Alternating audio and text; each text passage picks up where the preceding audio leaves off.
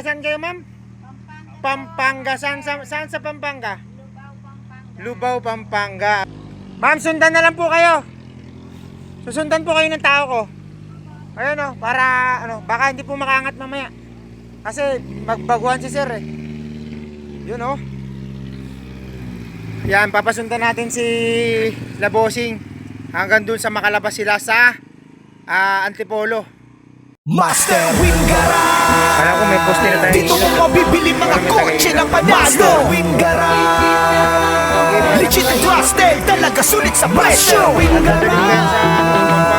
Pangarap mo na kotse, dito makakabas. Master Wingara.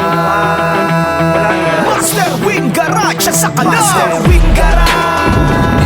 Dito mo mabibili mga kotse ng panalo. Master Wingara. Legit and trusted, talaga sulit sa presyo. Wingara. Pangarap mo na kotse. Ayan ma'am, na-testing na po nila, bossing.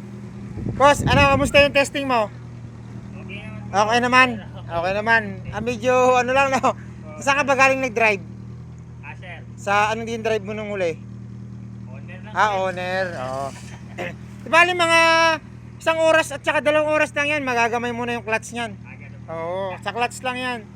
Ayan. Saan pa po kayo? Taga saan kayo, ma'am? Pampanga. Saan sa Pampanga? Lubao, Pampanga. Ayan, baka may gusto mo na yung shoutout mga taga Pampanga. Ayan. Ayan. Ayan, yan. Boss, madam, maraming salamat po sa tiwala. Ayan, binigay ko na sa inyo ng, alam niyo naman, kung magkano yung kuha ko. Sabi ko nga sa inyo, totoo po talaga, kung magkano po yung kuha ko dito, yun din talaga yung inanok sa inyo. Alam po ng mamayan. Yun talaga, binigay ko lang talaga sa inyo na ganun presyo para makauwi na rin kayo. Binigay ko sa inyo yung yung Facebook ko po, yun ay. Pag merong aberya, chat po kayo sa akin. Apo, mag-chat po kayo sa akin. Apo. Antabayanan po namin yung pag-uwi nyo. Okay?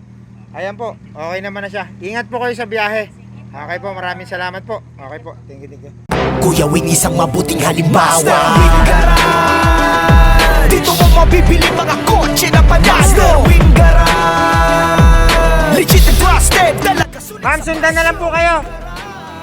Susundan po kayo ng tao ko. Ayun o, para baka hindi po makaangat mamaya. Kasi magbaguhan si sir eh. Yun o. Yan, papasundan natin si Labosing hanggang dun sa makalabas sila sa Antipolo. Kasi si Bossing medyo baguhan sa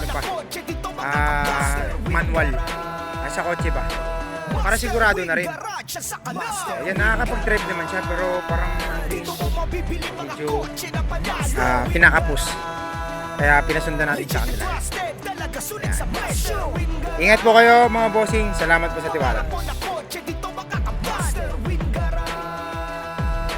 Master Wingara, siya sa kalaw.